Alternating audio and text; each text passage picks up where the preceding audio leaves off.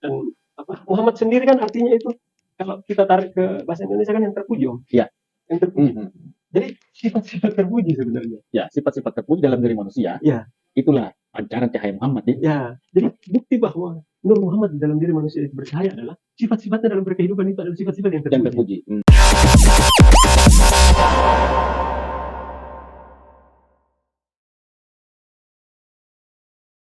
Ketemu lagi nih Om. Alhamdulillah. Ya. Alhamdulillah. Alhamdulillah. Masih diberi kesehatan dan kesempatan bisa silaturahmi. Iya. Walaupun sibuk-sibuk ini di akhir tahun. Luar biasa ini aslinya, Om. Aslinya. Hari terakhir. Jadi kita akan lanjut tema yang kemarin, Om. Siap. Kalau yang sebelumnya kita mulai dengan kalimat siapa yang mengenal dirinya akan mengenal Tuhannya. Kemudian pada terakhir episode yang lalu kita membahas ternyata apa yang menggerakkan kita. Ya. Itu yang mungkin akan menjadi Tuhan kita. Ya, kalau yang menggerakkan kita itu harta, untuk memperbanyak harta, berarti Tuhan kita adalah harta. Kalau yang menggerakkan semua perbuatan kita sehari-hari untuk memperoleh satu jabatan, berarti itu yang menjadi Tuhan kita. Ya. Jadi dengan definisi seperti itu atau konsep seperti itu kan setiap orang Tuhannya bisa banyak. Ya, bisa ganti-ganti. Bisa ganti-ganti. Jadi saat ini saya Tuhanku lagi harta ini karena saya begini. Tapi tetap harus ada batasan. Maksudnya disadari batasan bahwa ya kan mencari harta itu kan normal. Iya. Dia akan menjadi Tuhan ketika kita sudah menghalalkan segala cara. Di situ harus kita sadari. Jadi ketika kita menghalalkan segala cara untuk memperoleh itu, berarti kita sudah menyembah itu. Jadi ketika kita menghalalkan segala cara untuk mendapatkan jabatan, dengan menyuap, menyikut orang lain, nah itu artinya kita bertuhan. Tapi ketika kita berusaha memberikan kinerja terbaik, selalu hadir tepat waktu, disiplin menyelesaikan apa yang menjadi tanggung jawab kita, dan kita mendapatkan promosi, itu hal yang wajar. Itu biasa. Berarti kita tidak dalam proses mempertuhankan tersebut. Jadi itu yang belum kita bahas di video sebelumnya. Jadi ada kesadaran itu ketika kita sudah menempatkan harta, jabatan atau permainan game apa segala macam, dan kita melupakan tanggung jawab kita serta atau menghalalkan segala cara untuk memperoleh hal itu, maka ya itu bisa dibilang kita sudah mempertuhankan hal tersebut. Jadi diri kita ini bergerak untuk melakukan proses penyembahan terhadap hal tersebut, karena kita pokoknya bagaimana caranya itu harus saya dapatkan. Artinya ya kita sudah menyembah hal itu dan itu sudah menjadi Tuhan dalam hidup kita. Itu salah satu sudut pandang untuk melihat kalimat itu. Nah sekarang kita beralih ke sudut pandang lainnya. Iya. Sebelum beralih Om, berarti kita yang membuat Tuhan kita sendiri di sudut pandang tadi. Berarti kita juga bisa menghancurkan Tuhan kita sendiri di sudut pandang yang tadi, atau mengganti Tuhan kita di sudut pandang yang tadi. Iya, maksudnya ketika kita memiliki kesadaran bahwa saya sudah berlebihan, saya sudah, ketika ada di pikiran kita menghalalkan segala cara, tidak memperhatikan lagi norma dan etika, kita menyikut untuk memperoleh jabatan, itu kan kita sudah menyakiti orang lain. Ada proses-proses ketika kita sudah menyadari bahwa saya ini sesuatu yang tidak benar. Karena sebenarnya begini Om, setiap manusia itu punya kompas di dalam dirinya, punya pengingat di dalam dirinya untuk mengingatkan dia bahwa sesuatu yang baik, ini yang tidak baik. Dia tahu itu. Karena itulah ketika dia tidak mengindahkan atau mendengarkan apa yang menjadi bisikan dari dalam dirinya yang baik untuk menunjukkannya jalan yang benar, dia tidak dengarkan, artinya dia sudah melenceng dari jalan yang benar. Dia sudah menuhankan hal tersebut sehingga dia tidak Iya. Oke. Kalau sudut pandang yang lain seperti apa, Om? Kita yang agak serius, Om, toh? Iya. Jadi nyambung sama yang tadi karena saya sudah mulai dengan dengan bisikan dari dalam diri. Iya, iya. Ini hal yang yang saya dapati dari perjalanan mengenal diri lebih lewat agama Islam. Ya. Sebagai budaya. Jadi kalau di Islam kan itu ada kata yang identik dengan mengenal diri dan mengenal Tuhan ini ma'rifatullah. Ma'rifatullah ini proses pengenalan terhadap Allah, dan dalam menjelaskan ini sebagian besar konsep di Islam itu atau konsep tasawuf akan menyebutkan dua kata kunci, yaitu Nur Ilahi dan Nur Muhammad. Di situ ketika kita mengenal Nur Muhammad, ya otomatis kita akan memahami Nur Ilahi. Nah, bagaimana kita memulai dari hal ini? Banyak yang memulai perjalanannya dengan zikir, lewat zikir, jadi dia zikir berapa puluh ribu kali sehabis sholat, atau puasa berapa hari sampai 40 hari 40 malam. Ada hal-hal seperti itu, halwat, mengasingkan diri dalam ruangan. Nah, itu kan hal-hal begitu kan yang lekat dengan konsep itu. Tapi tradisi Islam. Ya, ada juga yang sampai ke bersiarah ke kubur-kubur karena menganggap mereka orang-orang yang sudah mengenal Allah, bersiarah dengan dapat berkahnya dan dapat petunjuk dari hal itu dan bisa mengarahkan mereka ke sana. Tapi yang saya pahami daripada apa yang saya lalui, karena saya pernah menjalankan itu. Jadi ziarah ke makam wali-wali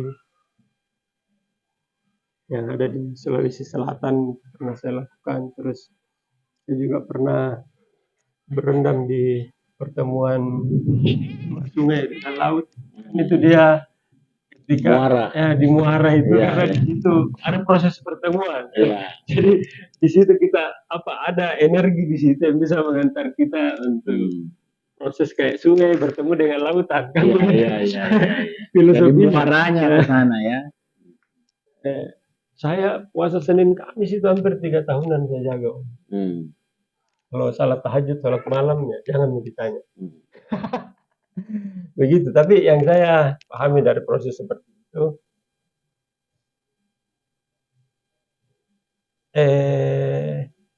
bukan pada ritualnya, tapi makanya ada yang kental dalam proses ma'rifat itu, bahwa yang bisa mengantar kita kepada Allah itu hanya Muhammad. Cuman Muhammad ini banyak dipersepsikan orang sebagai sosok Nabi Muhammad. Kan sosoknya. Padahal di Al-Quran sendiri saya tidak tahu ayatnya karena daya hafal saya kurang, tapi saya tahu kalimat itu bahwa sesungguhnya saya utus Muhammad untuk kepada semua umat manusia. Kalau saya tidak salah di surah Sabah, entahlah ayat 20, tapi itu ada bahasanya kepada seluruh umat manusia. Tapi sebagian besar mereka tidak mengetahui. Sambungannya itu dibawanya begitu kurang lebih lah. Ini kan jadi pertanyaan. Kalau seluruh umat manusia sebelum Muhammad bin Abdullah lahir, sama setelah Muhammad bin Abdullah mati, ini Muhammad siapa yang ngalu? Nah, ayat di situ menyebutkan bahwa seluruh umat manusia, artinya seluruh umat manusia, semua umat manusia. Jadi ada di semua generasi. Ada di semua generasi. Kalau saya malah menariknya bahwa ada di semua manusia. Karena bukan generasi, kalau generasi kan bahasanya ada satu orang per generasi Nabi Muhammad. Tidak. Saya menangkapnya ayat itu menyatakan bahwa ada Muhammad di diri setiap manusia. Muhammad inilah yang saya maksud tadi, bahwa ada yang kita sudah tahu. Ini baik, ini tidak baik. Nah, itu yang membuat kita tahu itu ya Muhammad yang ada di dalam diri. Jadi sesuatu yang pembisik, ya anggap saja pembisik dalam diri kita. Oh, ini baik, ini tidak baik. Kalau di sekarang kan hati nuranimu, itu hati nuranimu. Ada yang bilang kalau di Sumatera Jawa guru sejati. Iya. Ini beda-beda namanya. Di Islam namanya ya Muhammad itu. Itu yang menjadi pembeda di dalam dirimu bahwa ini baik, ini tidak baik. Jadi proses untuk mengenal Allah itu jalannya lewat Muhammad adalah dengan mengikuti itu. Ini apa sama atau tidak sama Muhammad sama Nur Muhammad yang kita bahas ini? Kita mengarah ke sana nih Om. Iya. Ini Muhammad dalam bentuk nur. Iya. Begitu. Iya. Muhammad dalam bentuk nur yang ada di dalam orang kan ketika kita tahu bahwa mencuri itu tidak baik, tapi kita tetap melakukan itu kan kita sudah tidak mengikuti nur yang jadi cahayanya juga ya pasti lama-lama redup. Iya. Nah kalau kita ikuti ya tidak baik, kita lawan itu, kita tidak melakukan itu, kita cari yang halal, itu kita ikuti terus hal-hal baik yang ditunjukkan oleh semakin kita ikuti maka cahaya Nur Muhammad itu akan semakin terang. Iya. Jadi semakin terang dan Muhammad sendiri kan artinya itu kalau kita tarik ke bahasa Indonesia kan yang terpuji Om. Iya. Yang terpuji. Jadi sifat-sifat terpuji sebenarnya. Ya, sifat-sifat terpuji dalam diri manusia. Ya. Itulah pancaran cahaya Muhammad Ya. Jadi bukti bahwa Nur Muhammad di dalam diri manusia itu bercahaya adalah sifat-sifatnya dalam berkehidupan itu adalah sifat-sifat yang terpuji. Makanya kita ketika membaca Sirah Nabawiyah itu kita akan selalu terkagum-kagum sama betapa terpujinya akhlak beliau. Nah, kalau seperti itu berarti cocok tadi Om, bahwa di setiap manusia ada Nur Muhammad, ada sifat-sifat terpuji, dan ini tidak hanya dalam satu golongan, dalam satu kaum, ya seluruh manusia pasti memiliki sifat-sifat terpuji. Iya, saya berpendapat seperti itu. Jadi tidak, saya malah bilang bukan dilihat dari apa agamanya, tapi ketika dia membawa sifat-sifat terpuji, ya sebenarnya dia sedang mengimplementasikan dirinya sebagai Muhammad. Saya pernah mimpi Om. Jadi proses dulu itu saya belajar, saya pernah mimpi. Jadi intinya di mimpi itu saya dikasih pesan, Muhammadkan dirimu. Muhammadkan dirimu. Kesini banyak proses yang terjadi, banyak mimpi dan petunjuk yang saya dapatkan pesannya ya seperti apa yang kita bicarakan sekarang, bahwa ikuti petunjuk-petunjuk baik dalam dirimu untuk mengimplementasikan hal-hal terpuji dalam kehidupan. Sehingga jika itu bisa kau lakukan, ya cahaya Muhammad bisa bersinar dan menjadi hal-hal terpuji dalam berkehidupan di dirimu. Maka pemahaman mengenai hakikat kehidupan dan untuk mengenal bahwa Tuhan itu sebenarnya seperti apa itu akan lebih terbuka. Jadi itu dulu bukan ke ritual. Tapi kita sudah membawa itu Kita sudah membawa sinar Nur Muhammad dengan sifat-sifat terpujinya itu sudah kita implementasikan belum dalam kehidupan sehari-hari. Karena saya masih belum bisa mengaku. Saya tidak berani mengaku bila saya sudah mengimplementasikan sepenuhnya itu, karena itu sesuatu hal yang luar biasa. Bukan sesuatu yang mudah untuk kita katakan, karena dalam berkehidupan teman kantor saja bicara lain-lain kita sudah berpikiran jelek, itu kita sudah tidak mempunyai pikiran yang terpuji. Sedangkan untuk mempunyai pikiran, perasaan, ucapan, tindakan yang terpuji itu bukan sesuatu yang mudah. Jadi kalau dilihat seperti itu, siapapun mengimplementasikan sifat-sifat terpuji, itu seakan-akan disinari oleh Nur Muhammad. Jadi begini cara melihatnya Om. Ketika semakin besar sinar Nur Muhammad dalam dirinya, itu sifat-sifatnya akan semakin terpuji. Jadi sifat-sifat terpuji itu adalah bukti bahwa di dirinya Nur Muhammad itu menyala. Tidak, dan itu harus dilatih, harus semakin banyak. Tidak terpengaruh golongan apa, kelompok apa. Saya tidak melihat ketika dia dalam hidupnya banyak mengimplementasikan sifat-sifat terpuji, artinya yang Nur Muhammad di dalam dirinya itu berjalan. Iya. Oke. Itu dari salah satu lagi sudut pandang. Ya, dan ketika Nur Muhammad semakin terang, pemahaman kita mengenai kehidupan, hakikat hukum-hukumnya mengapa itu akan semakin jernih. Kita bisa melihat semakin jernih sehingga jika memang betul-betul sudah karena sebenarnya kan kalau di tasawuf itu Nur Muhammad sama Nur Ilahi ini satu ya, pancaran. Jadi itu pengetahuan itu jadi di situ ininya. Jadi semakin banyak cahaya Nur Muhammad itu semakin bersinar, maka pemahaman mengenai ketuhanan juga akan semakin dalam. Iya. Jadi implementasi dari nilai-nilai yang terpuji itu kalau di Islam mungkin itu yang disebut dakwah. Iya, itu dakwah Jadi dakwah tanpa kata-kata. Jadi kita sedang berdakwah. Kayak umpama kita melakukan.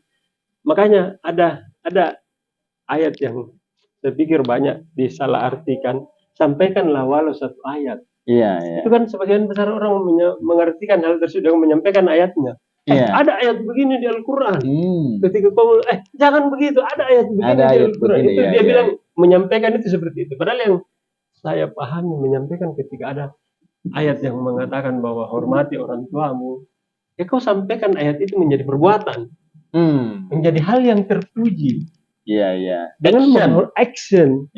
Kau menghormati orang tua, berarti kau menyampaikan ayatnya. Iya. Ketika ada ayat mengatakan bersikap adil, ketika kau ada di dalam pilihan, saya kalau bersikap adil, keuntungan saya tidak dapat banyak ini. Iya. Kalau padahal saya bisa tidak adil, orang dia tidak tahu ambil saja. Nah di situ ketika kau bersikap adil walaupun orang tidak tahu dan kau tetap memberikan haknya, itu artinya kau menyampaikan ayat bersikap adil. Itu sama dengan menyampaikan sesuatu. Karena ketika kita menyampaikan itu, ketika kita bersikap adil pada orang lain dan dia tahu, bisa gini dia ambil sendiri tapi nak kasih ke tahu. Itu artinya kau telah memberikan pemahaman kepada orang lain bahwa sifat terpuji itu seperti ini. Dan itu pasti akan menjadi menusuk ke dalam dirinya dan dia akan ketika ada kejadian seperti itu dia akan berpikir adil tuh saya baik tuh aku rasa karena ketika dia berbuat adil sama saya merasa senang begitu bahagia. Jadi ketika dia dalam kondisi juga seperti itu harus berbuat adil, dia sudah punya pengalaman bahwa saya harusnya bersikap adil juga. Jadi tanpa kata-kata tidak ada, tapi ketika dia jadi perbuatan itu menjadi lebih dalam dan bisa lebih implementasinya ketika dia melakukan lagi di kehidupannya itu lebih besar. Iya. Jadi intinya action Om. Jadi walaupun jadi adanya kita kembali lagi adanya cahaya kebenaran, atau cahaya sifat-sifat terpuji itu kelihatan dari perbuatan. Iya, perbuatan. Bukan kata-kata. Kata-kata bullshit.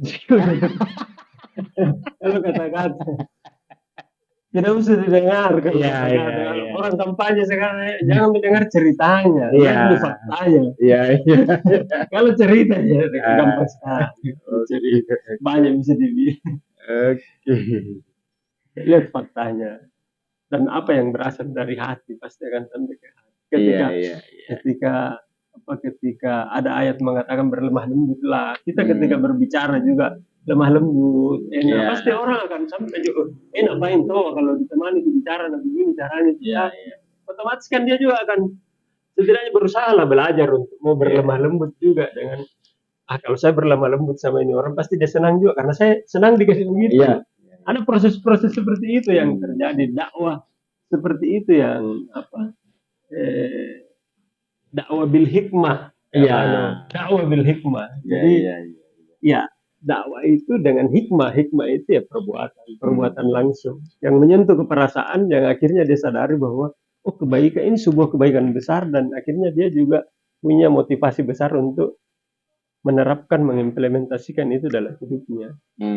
Makanya dakwah itu berbagi cahaya ya, seperti itu. Cahaya di dalam diri kita kasih orang itu ada juga di dalam dirinya, sehingga dia juga punya keinginan untuk berbagi. Oke, siap. Cukup untuk episode 2. Episode 2. Mari. Nanti kita lanjut lagi di episode. Terima kasih banyak ini kesempatannya berikutnya.